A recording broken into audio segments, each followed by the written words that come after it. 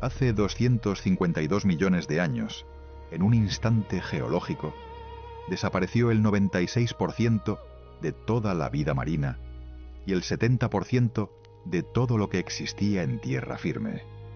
No fue un asteroide, no fue una glaciación, fue algo mucho más lento, mucho más cruel y mucho más total.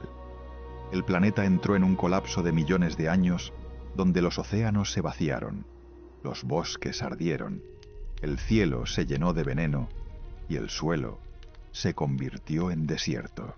Lo que vino después es una historia que casi nadie cuenta. El Triásico. El mundo después del mayor apocalipsis de la Tierra. Un planeta fantasma intentando volver a la vida con las pocas piezas que quedaban sobre el tablero, con supervivientes que no deberían haber llegado tan lejos, con formas de vida tan extrañas que parecían sacadas de una pesadilla evolutiva. Si nunca has escuchado hablar del Triásico con detalle, lo que vas a descubrir aquí va a cambiar completamente la forma en que entiendes la vida en este planeta. Deja tu ubicación en los comentarios, queremos saber desde dónde nos acompañas hoy, y si aún no te has suscrito, hazlo ahora porque lo que viene en los próximos minutos no tiene desperdicio. Para entender el Triásico hay que entender primero lo que lo precedió. El Pérmico tardío fue uno de los periodos más ricos en vida que la Tierra había conocido. Los mares estaban llenos de corales, de crustáceos, de peces con diseños evolutivos que habían tardado cientos de millones de años en perfeccionarse. En tierra, los bosques de helechos arbóreos cubrían enormes extensiones continentales.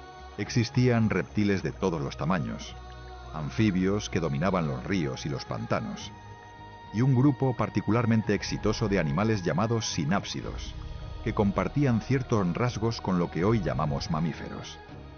Era un mundo complejo, interconectado, lleno de nichos ecológicos ocupados con precisión milimétrica, y entonces Siberia empezó a abrirse. Lo que ocurrió bajo el suelo del actual territorio siberiano fue una de las liberaciones de energía volcánica más prolongadas y devastadoras de toda la historia del planeta. Durante cientos de miles de años, columnas de magma ascendieron a través de la corteza terrestre y encontraron enormes depósitos de carbón, de petróleo primitivo, de sedimentos ricos en carbono, acumulados durante eras enteras. El resultado fue una combustión masiva y sostenida. Los volcanes no solo liberaron lava, liberaron dióxido de azufre, dióxido de carbono, metano y una mezcla de gases que transformó la química de la atmósfera de manera irreversible. El calor global se disparó. Los océanos empezaron a acidificarse. El oxígeno en el agua de mar comenzó a agotarse. Las zonas muertas se expandieron desde las profundidades hasta las costas. Los corales fueron los primeros en colapsar. Después, los moluscos. Después, todo lo demás. En tierra, la situación no fue mejor. Las lluvias se volvieron ácidas.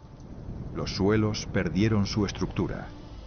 Los bosques que habían tardado millones de años en establecerse comenzaron a desaparecer, primero en las regiones ecuatoriales y después progresando hacia los polos. Las cadenas alimentarias se quebraron desde abajo. Sin plantas, los herbívoros desaparecieron. Sin herbívoros, los carnívoros no tardaron en seguirlos. El planeta quedó en silencio, un silencio que no era paz, sino vacío.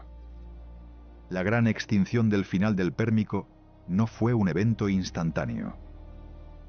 Fue una agonía de millones de años que culminó hace 252 millones de años con los registros fósiles más pobres que el planeta haya dejado jamás. Las rocas de esa época casi no contienen fósiles. Eso no es coincidencia. Es la firma de un mundo que casi dejó de existir. Lo que sobrevivió no fue lo más fuerte ni lo más inteligente.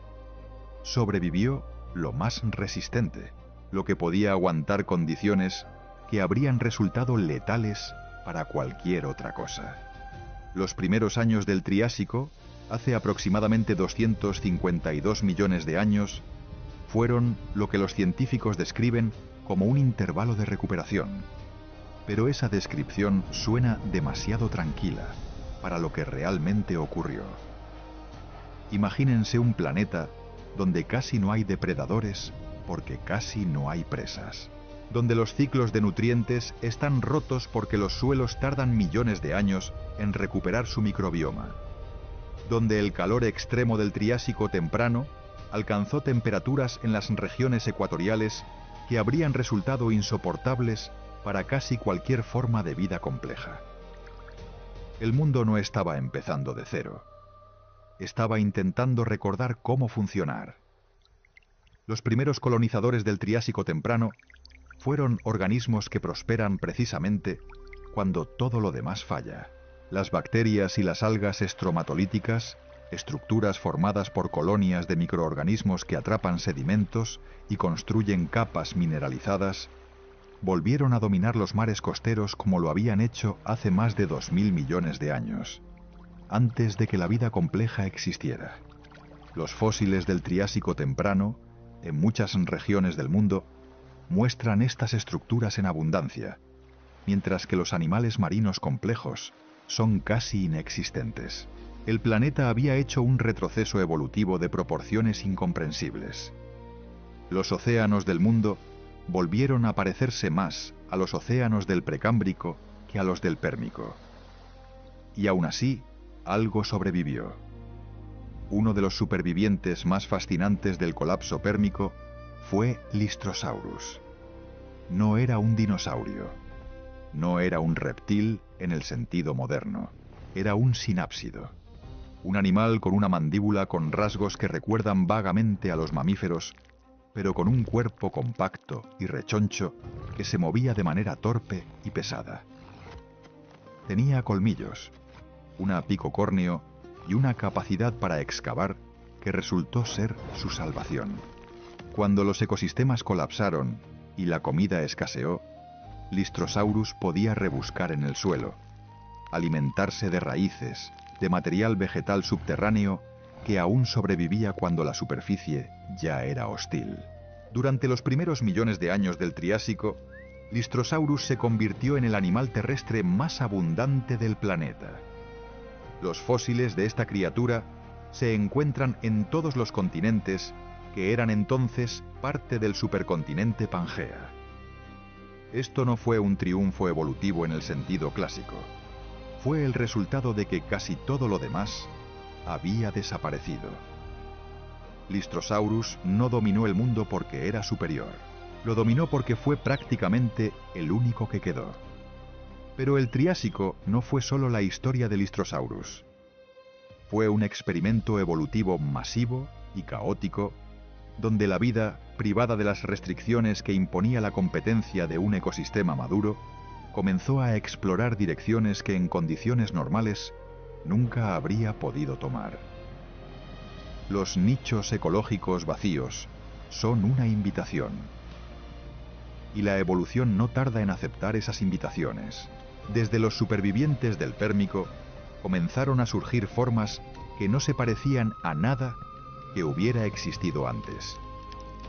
En los mares, los ictiosaurios fueron quizás la historia más extraordinaria del Triásico temprano y medio. Surgieron de linajes de reptiles terrestres que en algún momento del Triásico temprano comenzaron a adentrarse en el agua.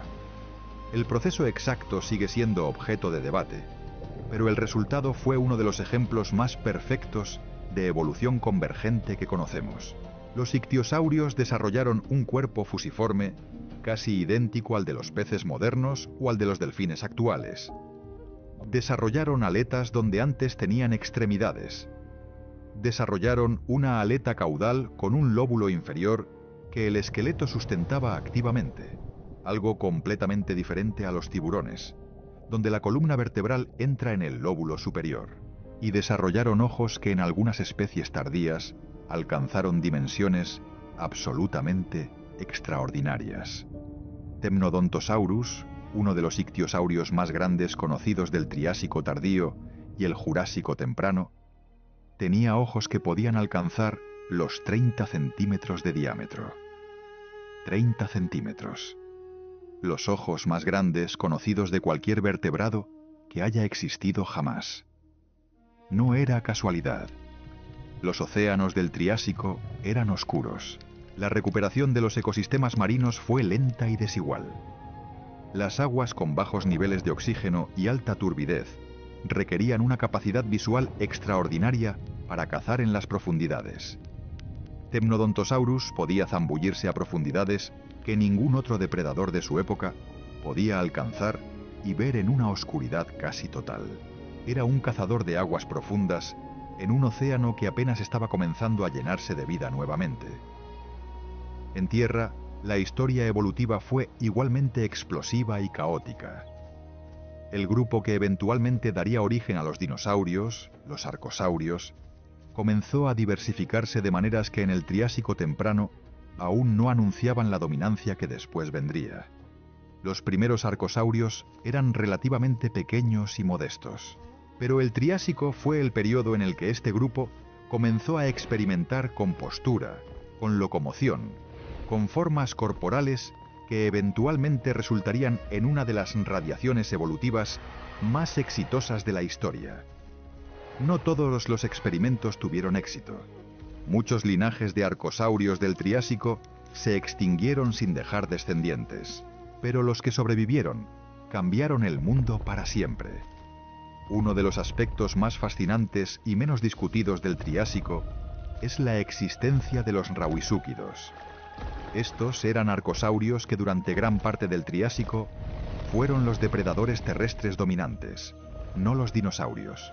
Los rauisúquidos eran criaturas de gran tamaño, con extremidades que en muchas especies se colocaban directamente debajo del cuerpo, lo que les daba una postura más eficiente que la de muchos reptiles modernos. Algunas especies alcanzaban longitudes de 6 u 8 metros. Eran los grandes carnívoros del Triásico, los animales que ocuparon el nicho que los grandes dinosaurios carnívoros ocuparían después. Durante decenas de millones de años, los rauisúquidos gobernaron los ecosistemas terrestres del Triásico, mientras los dinosaurios permanecían como criaturas relativamente pequeñas y marginales. El mundo del Triásico no era todavía el mundo de los dinosaurios, era el mundo de criaturas que hoy apenas conocemos y que merecen mucho más protagonismo en la historia que les damos. El supercontinente Pangea, que aún permanecía en gran medida unido durante el Triásico, tuvo consecuencias climáticas profundas sobre los ecosistemas que se estaban recuperando. El interior de Pangea era un desierto inmenso. Los vientos monzónicos del Triásico eran extremos, con estaciones secas y húmedas de una intensidad difícil de imaginar. Las costas y las márgenes del continente tenían más humedad y biodiversidad, pero el interior era hostil. Esto significó que la vida del Triásico se distribuyó de manera muy diferente a como lo hace hoy. Los grandes ríos y los márgenes costeros eran los corredores por los que se movían y diversificaban las faunas. El interior permanecía en gran medida inhóspito, un desierto rojo bajo un cielo diferente. Y ese cielo también era diferente. La atmósfera del Triásico temprano tenía niveles de dióxido de carbono varias veces superiores a los actuales, herencia directa del colapso volcánico que había terminado con el Pérmico. Las temperaturas globales eran más altas. No había hielo en los polos. Los océanos eran más cálidos. Y paradójicamente, esta atmósfera rica en dióxido de carbono, que había sido parte del mecanismo que destruyó el Pérmico, comenzó a servir como combustible para la recuperación vegetal. Las plantas, que necesitan dióxido de carbono para la fotosíntesis, comenzaron a expandirse cuando las condiciones lo permitieron. Las coníferas y otras gimnospermas del Triásico comenzaron a cubrir las tierras que los bosques del Pérmico habían abandonado.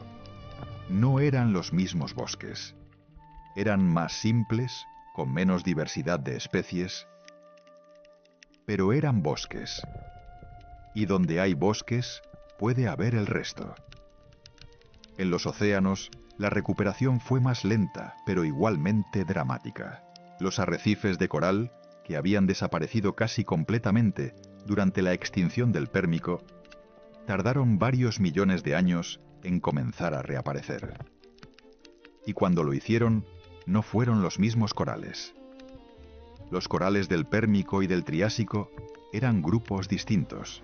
La extinción había eliminado casi por completo los constructores de arrecifes del Pérmico, y los nuevos arrecifes del Triásico medio y tardío fueron construidos por corales escleractíneos, el mismo grupo que construye los arrecifes modernos. Fue una sustitución de constructores. Un ecosistema que pareció recuperar su forma exterior mientras su interior había cambiado completamente. Entre los animales más extraordinarios de los mares triásicos estaban los notosaurios. Estos reptiles marinos del Triásico representaron una etapa intermedia en la adaptación al mar. No eran tan completamente acuáticos como los ictiosaurios. Todavía podían moverse en tierra, aunque con dificultad. En el agua eran depredadores ágiles con cuerpos alargados, cuellos largos y extremidades que todavía conservaban la forma de patas, aunque funcionaban eficientemente como aletas. Los notosaurios fueron exitosos durante gran parte del Triásico medio y tardío, y se diversificaron en múltiples especies que explotaban diferentes nichos en los mares costeros. Algunas especies eran pequeñas y cazaban peces. Otras alcanzaban varios metros y podían atacar presas de mayor tamaño. Algunos paleontólogos los consideran ancestros, o al menos parientes cercanos, de los plesiosaurios que dominarían los océanos jurásicos. Pero el Triásico también guardaba en sus mares una criatura que sigue siendo uno de los puzzles más extraordinarios de la paleontología. Tanystropheus era un reptil con un cuello tan exageradamente largo que durante décadas los paleontólogos no supieron qué hacer con él.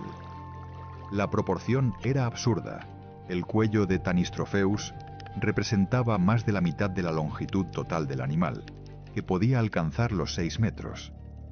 Las vértebras cervicales eran tan largas y rígidas que el cuello no podía doblarse de manera significativa. Era como si la evolución hubiera tomado la decisión de construir un cuello de garza en un animal de cocodrilo, y hubiera exagerado la idea hasta el límite de lo funcional. Durante mucho tiempo se especuló que Tanystropheus era terrestre, y usaba su cuello para atrapar presas que se encontraban a cierta distancia. La realidad resultó ser más interesante todavía.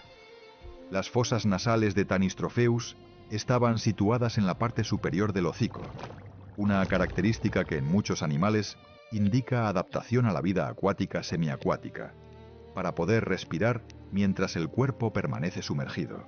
Sus mandíbulas y sus dientes señalaban a un cazador de peces y cefalópodos. Y el análisis detallado de sus restos sugiere que Tanystropheus era un depredador de emboscada en aguas poco profundas. Mantenía casi todo su cuerpo inmóvil bajo el agua, mientras el cuello se extendía de manera lenta y controlada hacia la presa. Menos perturbación en el agua. Menos señales que alertaran a los peces. Una mordida desde la distancia que llegaba antes de que la víctima pudiera reaccionar. Lo más fascinante es que existen dos morfotipos distintos de Tanystropheus que algunos investigadores interpretan como dos especies diferentes que compartían el mismo diseño corporal extremo, pero lo aplicaban a presas completamente distintas. Los individuos más grandes cazaban peces y cefalópodos en aguas más profundas. Los más pequeños se especializaban en crustáceos e invertebrados de las zonas más someras. El mismo cuerpo absurdo, dos estrategias diferentes, un recordatorio de que la evolución no diseña, experimenta. Y a veces los experimentos más extraños son los que funcionan mejor. La mitad del Triásico, hace aproximadamente 235 millones de años, vio el surgimiento de lo que con el tiempo se convertiría en uno de los grupos de animales más importantes de la historia del planeta. Los pterosaurios, los primeros vertebrados en conquistar el vuelo activo, aparecieron en el registro fósil del Triásico tardío sin que conozcamos bien sus ancestros. El origen de los pterosaurios sigue siendo uno de los misterios más frustrantes de la paleontología, porque los fósiles más antiguos conocidos ya muestran animales completamente adaptados al vuelo. No hay una serie de formas intermedias claras que muestren la transición desde un ancestro terrestre hasta el primer volador. Los pterosaurios del Triásico tardío ya tenían alas membranosas sostenidas por un dedo enormemente alargado, esqueletos ligeros y huecos y adaptaciones neurológicas para el vuelo. Aparecieron completamente formados en el registro fósil, como si la evolución los hubiera construido en secreto y los hubiera lanzado al aire sin aviso. El primer pterosaurio bien conocido del Triásico tardío es Eudimorphodon, encontrado en sedimentos de hace aproximadamente 210 millones de años en lo que hoy es Italia. Tenía una envergadura de aproximadamente 1 metro, una cola larga con una aleta en el extremo que probablemente servía para la estabilidad aerodinámica y una dentición extraordinariamente compleja para ser un animal tan pequeño. Eudimorphodon tenía dientes de diferentes tipos, con cúspides múltiples, adaptados para atrapar peces resbaladizos. Cazaba sobre las aguas costeras del Triásico tardío como una gaviota prehistórica, pero con una anatomía que no se parecía a ningún ave, porque las aves todavía tardarían decenas de millones de años en aparecer. Eudimorphodon fue el primer animal vertebrado en mirar el mundo desde el aire con alas verdaderas, y lo hizo en un planeta que todavía estaba recuperando los ecosistemas que la extinción del Pérmico había destruido. En tierra, el Triásico tardío fue testigo de lo que los paleontólogos llaman la radiación de los dinosaurios. Pero ese nombre es engañoso, porque hace pensar en una explosión inmediata y total. La realidad fue mucho más gradual y contingente. Los primeros dinosaurios del Triásico tardío, hace entre 230 y 210 millones de años, eran criaturas relativamente pequeñas. Eoraptor, uno de los dinosaurios más primitivos conocidos, apenas alcanzaba el metro de longitud y probablemente era omnívoro o herbívoro. Herrerasaurus era ya un carnívoro de tamaño considerable para su época, con quizás 3 metros de longitud, pero seguía siendo pequeño comparado con los rauisúquidos que dominaban los ecosistemas terrestres del Triásico. Los dinosaurios del Triásico tardío no eran todavía los reyes del mundo. Eran participantes menores en ecosistemas donde otros grupos todavía los superaban en tamaño, en diversidad y en número. La fauna terrestre del Triásico tardío en Pangea era extraordinariamente variada. Junto a los dinosaurios primitivos vivían los rauisúquidos, grandes cocodrilos ancestrales, una enorme diversidad de reptiles de aspecto extraño que no encajan fácilmente en ninguna categoría moderna, y los cinodontos, sinápsidos avanzados que en este punto de la historia ya eran en algunos linajes animales sorprendentemente parecidos a los mamíferos en su metabolismo y en su comportamiento. Los mamelieos verdaderos, definidos por características del oído medio y de la mandíbula entre otros rasgos, también aparecieron durante el Triásico tardío. Eran pequeños, de hábitos probablemente nocturnos, y en términos de tamaño y diversidad, eran criaturas insignificantes comparadas con los reptiles que los rodeaban. Nadie que hubiera observado el mundo del Triásico tardío habría predicho que ese grupo de pequeños animales escurridizos terminaría un día dominando el planeta. Y sin embargo, los aetosaurios fueron otro de los grupos peculiares del Triásico que merece más atención de la que normalmente recibe. Eran arcosaurios, es decir, parientes de los cocodrilos y los dinosaurios, pero completamente acorazados con placas óseas que cubrían todo su cuerpo. Su aspecto recordaba superficialmente al de un armadillo o a un gliptodonte, pero con proporciones diferentes y una historia evolutiva completamente independiente. Los aetosaurios eran herbívoros o quizás omnívoros, y su armadura era su principal defensa contra los depredadores del Triásico. Vivieron durante gran parte del Triásico tardío y se diversificaron en múltiples especies con diferentes configuraciones de armadura y diferentes formas de los hocicos que sugieren dietas variadas. Y después desaparecieron. Como tantos grupos del Triásico, los aetosaurios no sobrevivieron al final del periodo. El Triásico comenzó con una extinción masiva y terminó con otra. La extinción del Triásico-Jurásico, hace aproximadamente 201 millones de años, fue el cuarto mayor evento de extinción masiva de la historia de la vida compleja en la Tierra. No fue tan devastadora como la extinción del Pérmico que había inaugurado el Triásico, pero eliminó entre el 70 y el 80% de las especies entonces existentes. Y una vez más, el mecanismo fue volcánico. Esta vez fue la apertura del Atlántico Central, el proceso tectónico que comenzó a separar Pangea, lo que produjo una actividad volcánica masiva en lo que hoy son las costas del Atlántico Norte.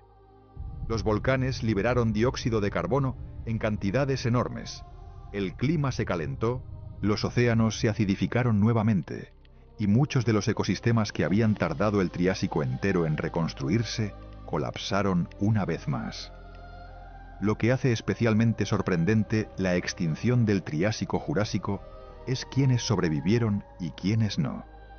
Los rauisúquidos, que habían dominado los ecosistemas terrestres del Triásico durante decenas de millones de años, desaparecieron completamente. Los aetosaurios desaparecieron. Muchos de los grupos de reptiles marinos y terrestres que habían caracterizado el Triásico se extinguieron. Pero los dinosaurios sobrevivieron. No todos los linajes de dinosaurios, y no sin sufrir pérdidas.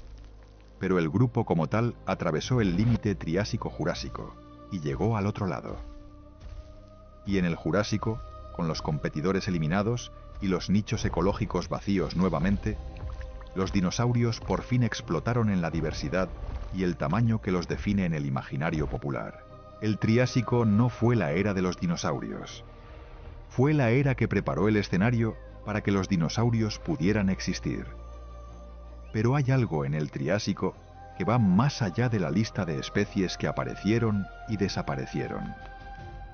Hay algo en la lógica profunda de este periodo que cambia la manera en que pensamos sobre la vida y sobre la extinción.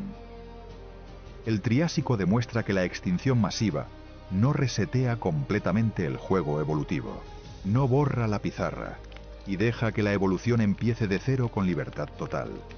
Lo que hace la extinción masiva es devastar el ecosistema existente mientras deja a ciertos supervivientes que cargan consigo la herencia del mundo anterior. Y esos supervivientes, con su biología particular, con sus adaptaciones específicas, con sus limitaciones y sus capacidades heredadas, son los que dan forma al mundo que viene después. El Triásico no fue simplemente el mundo que siguió al Pérmico, fue el mundo que el Pérmico hizo posible, incluso en su colapso. La extinción no solo destruye, libera. Y lo que la vida hace con esa libertad es impredecible, maravilloso y a veces absolutamente aterrador. Los mares del Triásico medio y tardío comenzaron a ver el regreso de predadores de gran tamaño cuando los ecosistemas marinos habían recuperado suficiente complejidad para sostenerlos. Los ictiosaurios, que en el Triásico temprano eran ya criaturas bien establecidas, alcanzaron en el Triásico tardío tamaños que no volverían a verse en el grupo. Shonisaurus, uno de los ictiosaurios más grandes del Triásico tardío de América del Norte, alcanzaba longitudes estimadas de 15 metros. 15 metros de reptil marino perfectamente adaptado a la vida oceánica. Un cuerpo que desde el exterior era prácticamente indistinguible del de un pez o un cetáceo moderno, pero que era en realidad un reptil que respiraba aire y que había evolucionado su forma desde un ancestro terrestre en apenas decenas de millones de años. La velocidad de esa transformación evolutiva sigue siendo impresionante. Y en ese mismo Triásico tardío, en los mares que rodeaban lo que hoy es Europa, vivió una criatura que representa quizás el límite exterior de lo que el Triásico fue capaz de producir en términos de tamaño absoluto. Shastasaurus, clasificado a veces como un género diferente y a veces agrupado con Shonisaurus, dependiendo del análisis que se considere, pudo haber alcanzado longitudes de hasta 21 metros según algunas estimaciones, lo que lo convertiría en uno de los reptiles marinos más grandes que jamás hayan existido. No era un depredador de grandes presas. Su hocico era relativamente corto y sus dientes reducidos o ausentes en los adultos, lo que sugiere que se alimentaba de cefalópodos de cuerpo blando que podía succionar. Un gigante que comía calamares. La evolución tiene ese tipo de sentido del humor. La historia de los placodontos es otra de las que el Triásico guarda y que merece ser contada. Eran reptiles marinos del Triásico que habían desarrollado una de las especializaciones más inusuales de su época. Dientes aplastados y robustos perfectamente diseñados para triturar moluscos y otros invertebrados de concha dura. Algunos placodontos eran superficialmente parecidos a las tortugas modernas, con caparazones amplios que cubrían el dorso y el vientre. Esta similitud es un caso extraordinario de evolución convergente, porque los placodontos y las tortugas no estaban directamente relacionados. Llegaron a soluciones similares de manera independiente, empujados por las mismas presiones selectivas de los ecosistemas costeros, donde los invertebrados con conchas eran una fuente de alimento abundante pero difícil de procesar. Los placodontos fueron exitosos durante el Triásico, pero no sobrevivieron la extinción del Triásico-Jurásico. Fueron otro experimento del Triásico que no pasó a la siguiente etapa. Hay un aspecto del Triásico que los documentales raramente mencionan, y que sin embargo es fundamental para entender este periodo. El Triásico no fue una recuperación lineal. No fue un progreso constante desde el desastre del Pérmico hasta la diversidad del Jurásico. Fue un proceso errático, con avances y retrocesos, con periodos de calentamiento extremo que volvían a devastar ecosistemas que apenas habían comenzado a recuperarse, con eventos de acidificación oceánica intermitentes que golpeaban a los arrecifes que intentaban restablecerse. Hubo al menos un evento de extinción significativo en el Triásico temprano, hace aproximadamente 247 millones de años, que algunos paleontólogos llaman el evento Smithiano-Spatiano, que volvió a eliminar fauna marina que había comenzado a recuperarse. El Triásico fue un periodo de resiliencia a prueba, un test de resistencia que la vida pasó, pero no sin cicatrices. La vegetación del Triásico merece una mención especial, porque tuvo consecuencias enormes para la fauna terrestre. Los bosques del Triásico eran fundamentalmente diferentes a los del Pérmico. Dominaban las coníferas, los cicadales, los ginkgos y los helechos arborescentes. Era un mundo vegetal dominado por gimnospermas, plantas que producen semillas pero no flores. Las plantas con flores, las angiospermas, todavía no existían. Eso tuvo consecuencias para los animales que dependían de las plantas. Los herbívoros del Triásico estaban adaptados a una dieta de material vegetal duro, fibroso, difícil de digerir. Muchos tenían sistemas digestivos elaborados o simbiosis con microorganismos intestinales que les permitían procesar celulosa eficientemente. Y esa dieta de plantas sin flores, sin frutos en el sentido moderno, sin la riqueza calórica y nutricional que las angiospermas eventualmente proporcionarían, puso un techo sobre el tamaño y la complejidad de los herbívoros terrestres del Triásico. El mundo vegetal limitó el mundo animal. Cuando las angiospermas aparecieran, mucho después del Triásico, todo volvería a cambiar nuevamente. Los dicinodontos fueron otro grupo de supervivientes del Pérmico que jugaron un papel importante en los ecosistemas del Triásico. Eran sinápsidos herbívoros, parientes de los mamíferos en sentido amplio, con cuerpos compactos y robustos y un par de colmillos que les daban un aspecto singular. Lystrosaurus era el dictodonto más famoso y abundante del Triásico temprano, pero el grupo incluyó muchas otras especies durante el Triásico.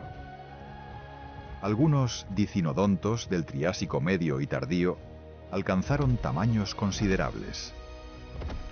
Lysovicia, descubierto en Polonia, fue un dictodonto del Triásico tardío que podía alcanzar los 9 metros de longitud y varias toneladas de peso. Era un herbívoro gigante que vivió en los mismos ecosistemas que los primeros dinosaurios y que los superaba enormemente en tamaño. Lysovicia demuestra que el Triásico no fue simplemente la transición de un mundo de sinápsidos a un mundo de dinosaurios. Los dos grupos coexistieron durante decenas de millones de años y durante gran parte de ese tiempo los sinápsidos no eran los más pequeños de la sala. La forma en que la vida procesó la información del desastre del Pérmico y la canalizó en la diversidad del Triásico es, en última instancia, una historia sobre la resiliencia y la contingencia.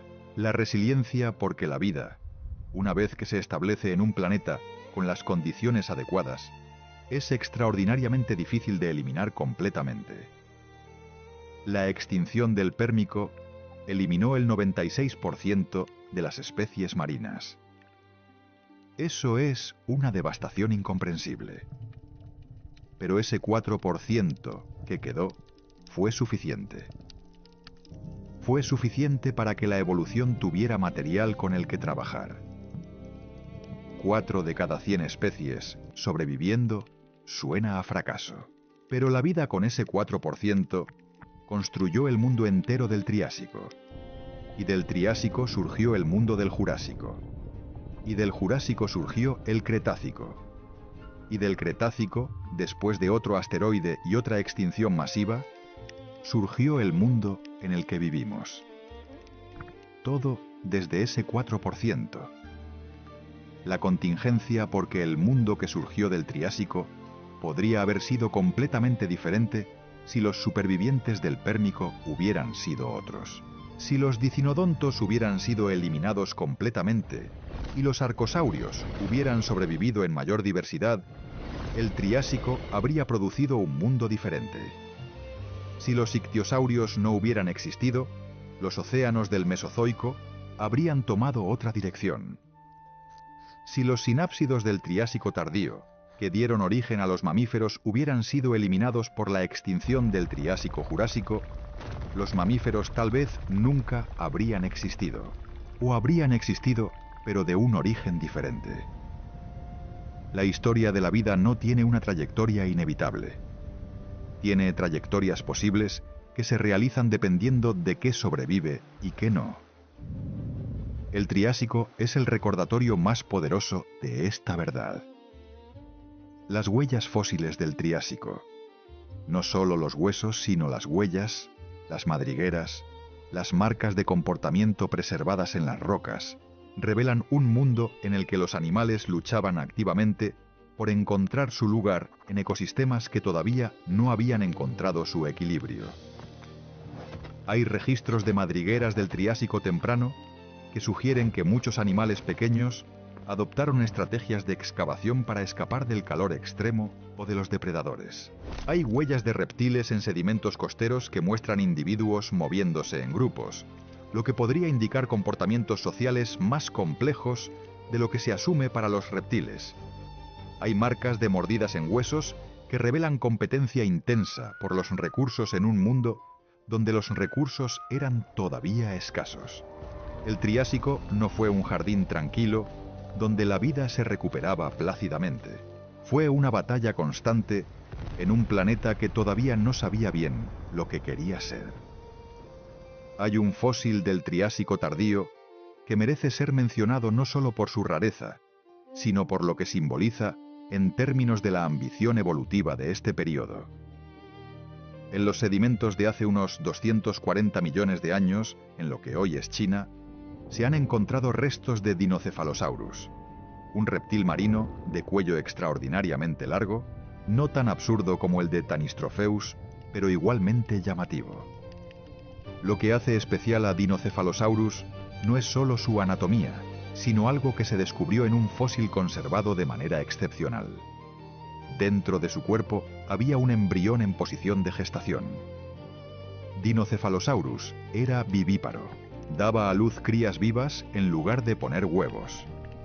Una adaptación que muchos reptiles marinos desarrollaron independientemente, porque resulta muy difícil poner huevos cuando se vive completamente en el mar. Pero el Triásico es uno de los primeros periodos donde vemos esta adaptación claramente documentada. La vida no solo sobrevivió el colapso del Pérmico, en el Triásico innovó. Y quizás esa es la lección más profunda del Triásico. No que la vida es vulnerable, aunque lo es. No que los ecosistemas pueden colapsar, aunque pueden. Sino que después del colapso, en el silencio y en el vacío, algo siempre queda. Y ese algo, por pequeño que sea, por extraño que parezca, por improbable que resulte, tiene en sí mismo la capacidad de reconstruir mundos enteros. Los dinosaurios que dominarían el Jurásico y el Cretácico durante 160 millones de años comenzaron el Triásico como criaturas insignificantes en un planeta devastado. Los mamíferos que eventualmente dominaríamos el Cenozoico comenzaron el Triásico como pequeños animales nocturnos que probablemente comían insectos para sobrevivir. Los pterosaurios, que fueron los primeros vertebrados en conquistar el vuelo, surgieron en el Triásico de un origen que todavía no conocemos bien. Todo lo que vino después comenzó aquí, en el polvo y en el silencio del mayor apocalipsis que la Tierra ha conocido. En el Triásico, el mundo empezó de nuevo. El planeta no lo sabía todavía. Los supervivientes que caminaban por sus desiertos rojos y nadaban por sus mares cálidos y ácidos no tenían ninguna forma de saber que estaban poniendo los cimientos de la era de los dinosaurios, de los primeros vuelos, de los primeros mamíferos. Solo existían, solo sobrevivían, solo día a día y millón de años a millón de años encontraban la manera de continuar. Y eso fue suficiente. Siempre ha sido suficiente. Si has llegado hasta aquí, significa que la historia del Triásico también te ha atrapado a ti. Deja en los comentarios qué criatura del Triásico te parece más extraordinaria o cuál te gustaría que exploráramos en profundidad en un próximo documental. Suscríbete si todavía no lo has hecho, activa la campana de notificaciones para no perderte ningún episodio. Y recuerda que cada like nos ayuda a que más personas descubran estas historias que el tiempo casi borró. El mundo prehistórico tiene todavía muchos secretos. Seguimos aquí para contártelos.